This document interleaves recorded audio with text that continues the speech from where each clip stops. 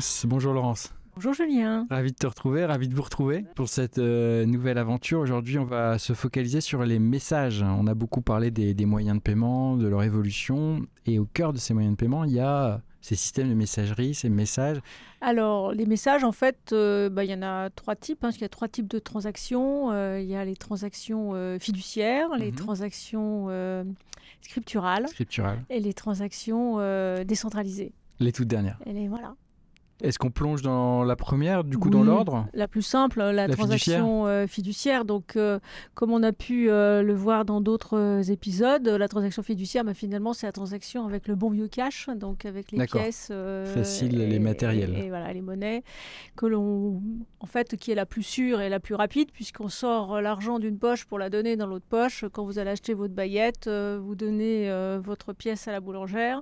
Et en fait, ça sort bien de votre poche directement et ça va directement dans la caisse de la boulangère. Donc, c'est quand même la transaction la plus directe. Alors, également la plus sûre parce qu'on sait à qui on donne l'argent, normalement. Donc, on sait que c'est la boulangère. Bon, après, ça peut être une fausse boulangère, mais normalement, c'est la boulangère. Mais quand même, depuis que la monnaie existe, alors là, pour le coup, depuis les temps ancestraux, il y a quand même des falsifications de ces pièces. Faux billets, fausses pièces qui a existé de tout temps, même au temps des monnaies en pot et compagnie. On trafiquait les pots et autres. Et donc là, c'est la course entre le gendarme, le voleur, le fraudeur. Alors aujourd'hui, on estime en zone euro à 700 000 billets, en fait, faux billets euros. En circulation. Voilà, en circulation. Donc ça semble encore très, très important. Donc, comme quoi le métier de faux monnayeur existe et paye encore. Alors, en même temps, ça fait environ 16 billets pour 1 million en circulation. Alors. Donc, ça fait quand même pas tant que ça. Alors, évidemment, si c'est toi qui as les 16 billets, c'est dommage parce qu'en fait, on ne te les remboursera pas. Voilà. Donc ça, c'est quand même le gros problème du cash. C'est que quand c'est faux, en fait, ce n'est remboursé par personne. C'est pour ta pomme. D'où aussi les faussaires qui font des fausses monnaies avec les plus grosses coupures possibles. Donc voilà. Donc voilà pour la fiduciaire. Et du coup, on avance sur la deuxième forme. Voilà, donc la transaction scripturale. Donc je rappelle, la scripturale, c'est celle où c'est écrit en compte. Donc dans les comptes bancaires, c'est celle qui est utilisée donc en fait dans toutes les transactions interbancaires, le modèle 4 coins qu'on a déjà pu évoquer. Alors, pour bien comprendre comment ça fonctionne entre les banques, il y a quand même 4 principes importants à bien intégrer. Le premier, c'est qu'en fait, la transaction, c'est d'abord un message informatif. Pour vraiment vulgariser le sujet, c'est un envoi d'un mail qui explique en fait qu'il va y avoir un règlement entre deux personnes. Après, le deuxième principe, c'est qu'il y a bien un échange financier, mais qui sera réalisé qu'à travers les écritures en compte des banques. Je vous expliquerai comment. Ça peut différer dans le temps, ça. Voilà. Et ensuite, le troisième point, en fait, c'est pour dire que tout doit être normé, réglé, régulé en fait, de la même manière dans tous les pays, puisque en fait, les moyens de paiement interbancaires sont appelés à être traités entre plusieurs banques, mais également de plusieurs pays. Et puis le dernier point, c'est comment j'acquiers en fait l'ordre de paiement pour faire ce message informatif. Qu'est-ce qu'on peut détailler un peu plus encore ? Voilà. Alors pour détailler le message informatif, c'est vraiment juste une information qui dit, alors par exemple, je t'achète ta tasse pleine de café et je te dois par exemple 10 €. Donc en fait, comme moi j'achète, je dis à ma banque, je dois 10 € à Julien. Alors pour pouvoir dire à ma banque, à Julien, il faut que je sache également dans quelle banque que tu es et finalement quel est le compte de Julien dans cette banque. Donc tu as besoin de mes coordonnées. J'ai besoin de tes coordonnées. Donc en fait, je dis je dois 10 € à Julien qui est dans telle banque. Ma banque se met en relation avec ta banque et qui dit moi Laurence, elle a donné 10 € à Julien. Et ta banque te dit dans le modèle 4 coins, tu viens de recevoir 10 € de la part de Laurence. Donc ça, c'est juste de l'information. Alors après, tu me diras, mais comment se fait le règlement financier puisque tout à l'heure, avec la boulangère, on l'a bien vu, c'était très, très physique comme mouvement. Là, on ne le voit pas. On ne le voit pas parce qu'en fait, comment ça se passe? C'est que quand ma banque a le message informatif comme quoi je te dois 10 euros, elle va enlever 10 euros Elle de fait mon un compte. moins 10. dans son bilan. Voilà. Et après, quand ta banque va La recevoir l'information comme quoi je viens de te donner 10 euros, elle va faire plus 10. Un plus. Voilà, donc voilà, moins 10, plus 10. Mais où est passé l'argent? Mais en fait, c'est là où intervient en fait un cinquième acteur qui est la Banque centrale. Et en fait, chaque banque doit avoir son compte en banque centrale. Et quand le message passe d'une banque à l'autre, en fait, l'information vient d'une manière assez technique dans la banque centrale. Et c'est la banque centrale qui va enlever 10 euros dans le compte de ma banque pour les mettre dans le compte de ta banque à toi. Parce que les banques commerciales ont des comptes, en fait, entre guillemets, à la banque centrale. Et donc, c'est cette banque centrale qui peut faire ces jeux d'écriture. C'est obligatoire. C'est obligatoire. Chaque banque doit avoir un compte en banque centrale. Et en fait, c'est par ce jeu d'écriture que se fait en fait le mouvement financier. On n'a pas touché une seule pièce, un seul billet. D'accord. D'ailleurs, dans le monde actuel, il n'y a que 5 à 10% des transactions qui sont faites en mode fiduciaire, avec de la monnaie sonnante trébuchante, et tout le reste est fait avec des jeux d'écriture. Donc, pas besoin d'aller chercher de l'or dans les mines pour créer des pièces. Ça se fait uniquement par ce jeu d'écriture. Alors, c'est très intéressant dans la mesure où, quand tu as deux clients qui sont dans la même banque, admettons qu'on est dans la même banque, oui. L'argent ne sort pas de la banque puisque c'est moins 10 sur mon compte et plus 10 dans le tien. Donc voilà, terminé. Comme dans un modèle 3 coins. Comme dans un modèle 3 coins, exactement. On va en revenir tout après, mais c'est exactement ça, c'est le modèle 3 coins. Ensuite, quand les deux banques sont en France, oui. Les deux banques ont un compte à la Banque de France. Qui est la banque centrale pour la France. Et donc, c'est la Banque de France qui va faire le moins 10 et le plus 10 sur les comptes de ma banque et de ta banque. D'accord. Quand je suis dans une banque européenne, zone euro, chaque banque a obligatoirement un compte à la BCE, qui est la Banque Centrale Européenne. Et donc, si je dois de l'argent à mon ami italien, en fait, ma banque va dire à la BCE, va passer par la BCE et non pas par la Banque de France, par la BCE pour dire moins 10 chez moi et plus 10 à la banque Montepaschi d'Italie.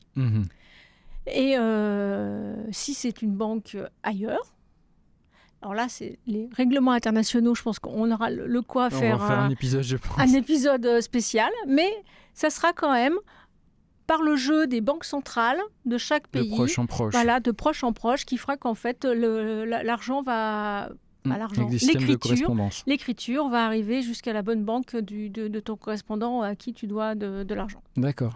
Donc voilà. Fascinant. Donc c'est très important de comprendre qu'en fait il n'y a pas d'échange financier réel, quoi. Ouais. Tout se passe dans les comptes de la banque. Et quand je dis les comptes de la banque, je parle bien de la tenue de compte client et non pas de la comptabilité générale de la banque, comme on peut avoir une comptabilité générale dans d'autres entreprises. C'est quelque chose qui est très, très différent. Oui. Voilà. Et ça, c'est l'interbancaire. On a rapidement évoqué le 3 coins. Alors, 3 coins, c'est comme si on était dans plus simple. C'est encore plus simple, puisque là, du coup, tout le monde est au même endroit et on passe en fait l'argent plus 10 moins 10 d'un compte de paiement vers l'autre compte de paiement. Et voilà, donc il n'y a pas besoin de passer par de banque centrale ou quoi que ce soit. Voilà. D'accord. Donc ça, c'est les transactions scripturales. Voilà. Et donc, en fait, pour que tout cela fonctionne bien, parce qu'on a bien vu qu'en fait, il y a quand même plusieurs banques qui venaient en jeu et sur des territoires parfois différents, chaque transaction, pour chaque type de moyen de paiement, a une réglementation, une norme qui doit être en fait traitée par toutes les banques de la même manière. Oui. Le moyen de paiement est le domaine bancaire qui est le plus interbancaire qui soit, puisqu'en fait, on ne peut pas fonctionner tout seul sur un moyen de paiement. Une banque ne peut pas inventer son moyen de paiement toute seule dans son coin. Ouais. D'accord ? Donc, beaucoup de standards. En fait, et donc, le standard, en Europe, on a mis en place le SEPA en 2016. Au niveau international, on a les messages SWIFT qui font la norme internationale. D'accord. Et puis après, tout le sujet, c'est comment je construis ce message informatif. Parce qu'en fonction de là où je suis et de comment je suis en train d'acheter justement une baguette chez ma boulangère avec ma carte, ou si je suis en train d'acheter une maison, ou si je suis en train de vendre ma voiture, les moyens de paiement ne sont pas les mêmes. Oui. Voilà. Donc c'est le contenu du message qui peut varier. Oui. On reviendra peut-être sur ces contenus dans un épisode dédié vraiment à la donnée. Voilà, qui permettra aussi de voir la différence entre les différents moyens de paiement, comment on construit ce message. Ouais. Puis alors, moi j'ai envie de te poser la question, et donc ces fameuses transactions décentralisées dans des blockchains, bah là c'est encore au stade, on va dire, expérimental, même si Bitcoin a fêté ces quelques années, 2009, donc 15 ans. Le souhait derrière ces technologies décentralisées, c'est que le registre, on parlait de jeu d'écriture, il est ni tenu par la banque centrale, les banques centrales et les banques commerciales, il est tenu par tous ceux qui ont envie de jouer au jeu de la blockchain, donc on appelle ça des nœuds dans le grand réseau de la blockchain. Et un nœud, donc c'est un teneur de registre, et il a aussi la fonction d'être un nœud d'un réseau, donc c'est aussi un nœud de réseau de télécommunication. Et cette double fonction registre et communication, c'est un peu une nouveauté, alors qu'on a une infrastructure qui gère de la messagerie, parce qu'elle fait transiter de l'information, et puis elle tient aussi les comptes en même temps. Donc c'est ce que j'évoquais dans les précédents épisodes, la dualité onde-corpuscule, stock et flux. Elle se matérialise vraiment dans la blockchain, en particulier celle du Bitcoin. Ça veut dire que là, il n'y a qu'un seul message. Alors il y a un message qui est unique, effectivement. On peut voir, il va partir de l'usager qui va chercher, si je veux te donner un Bitcoin, je dois d'abord m'identifier. Donc l'identifiant, il est décentralisé. Décentralisé, ça veut dire quoi? Il est dans ma poche quasiment, ou il peut être dans ma tête. C'est 12 à 24 mots qu'on va retenir. On appelle ça la clé cryptographique. C'est ma clé qui est ma signature. Et puis, à partir de ça, je vais pouvoir signer un message. Seul moi pourrais signer ce message. Donc, je démontre que je suis la personne que je dis être.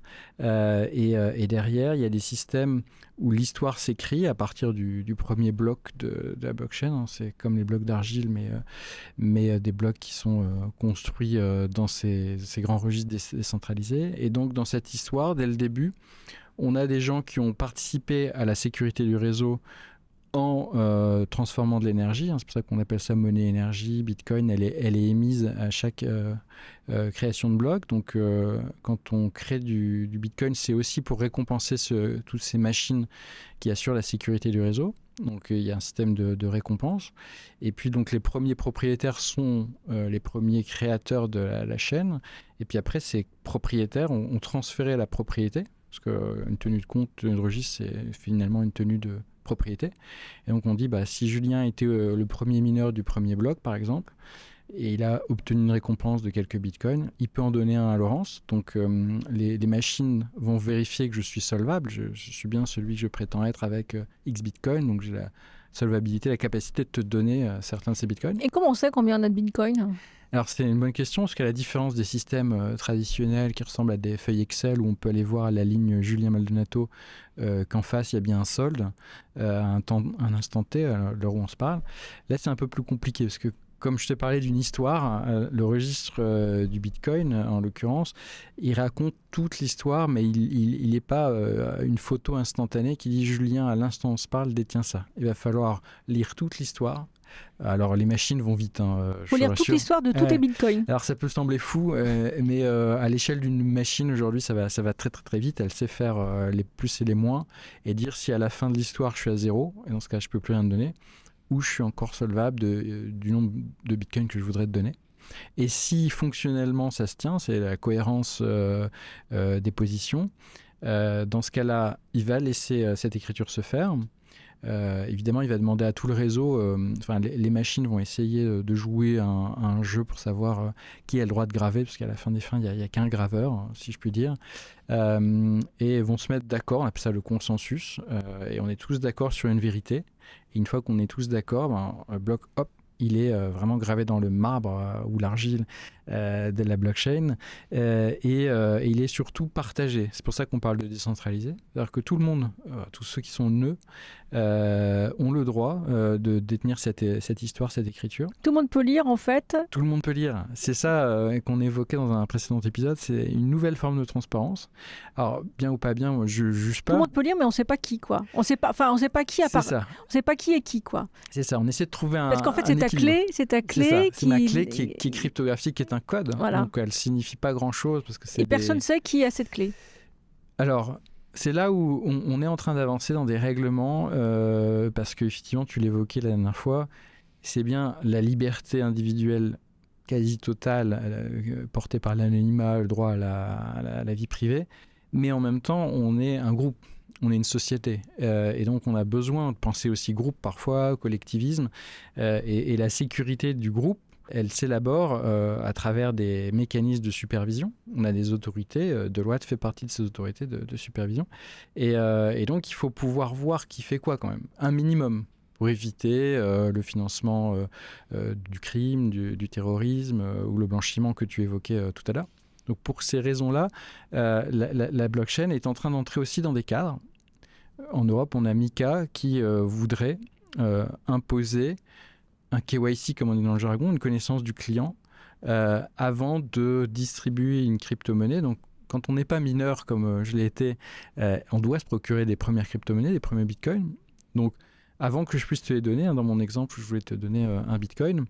En réalité, si on le fait sur une place de marché, un marché qui nous met en relation, et admettons qu'on ne se connaisse pas, avant que je puisse te donner mon bitcoin, je vais devoir passer quand même des tests de connaissance client. Et même si tu n'es pas forcé de savoir que l'adresse, c'est moi et que c'est moi qui te le donne, mais la place de marché au milieu, elle est quand même censée, à un moment donné, s'il faut mener une enquête, pouvoir ouvrir quand même sa table de correspondance entre telle clé égale tel citoyen européen, parce qu'on parle de groupe, de collectivisme. Donc à l'échelle de l'Europe voudrait que ces citoyens soient quand même un petit peu connus des systèmes. Alors c'est antinomique des puristes du Bitcoin qui disent non, moi j'aimerais pas que l'Europe me supervise, je voudrais être totalement libre. Et c'est là où on marche sur des œufs, parce que à l'échelle d'un continent qui veut maintenir sa sécurité, elle aimerait quand même un maximum d'outils de supervision. Et si on prend un pas de côté et qu'on prend ça globalement au niveau de la Terre, la planète, est-ce que c'est au continent européen de réguler ? Là, on entre dans des débats philosophiques. Encore beaucoup de choses à voir donc, dans ce domaine. Oui. Ce qu'on peut voir en tout cas, c'est que les transactions sont en fait très très différentes, que ce soit fiduciaire, scripturale ou décentralisée, blockchain. Voilà. Et que l'avenir va faire que des choses vont se passer qui vont certainement en fait mixer des choses entre elles. Probablement, puisque je le disais, l'oscillation entre l'ordre absolu, le chaos de l'autre, c'est la façon dont on avance, hein, gauche-droite à chaque fois pour marcher, et il faut trouver à chaque fois un nouvel équilibre pour courir plus vite. Donc l'histoire nous dira comment cohabitent les nouveaux instruments décentralisés avec les pouvoirs régaliens centralisés. Mais ce qui est sûr, c'est que on ne sera jamais dans la stabilité, sinon on finirait par se lasser. Et le progrès a besoin d'avancer. On n'a pas pu aborder dans cet épisode le sujet des données, hein, puisqu'en fait, sur ces messages, évidemment qu'il y a de l'information, que ce soit, sauf sur la partie fiduciaire, qui est complètement anonyme, là, pour le coup. Et donc, ça nous donnera l'occasion de revenir et de parler, en fait, de la donnée des paiements. Qui est la première richesse, finalement, des paiements. On est passé quasiment des nuages de fumée à une époque, pigeon voyageur, à plus récemment le fax, si je prends une analogie, et demain on va passer à des systèmes encore plus immédiats et riches en données, donc pour faire plein de cas d'usage différents, mais c'est vrai que ça nécessitera un épisode dédié, donc on va devoir malheureusement s'arrêter. et moi, pour ma part, je tenais encore une fois à te remercier infiniment, Laurence, pour ce moment. C'est moi qui te remercie, et puis à très vite aussi à tout le monde. Et oui, je remercie tout le monde et j'espère à très bientôt.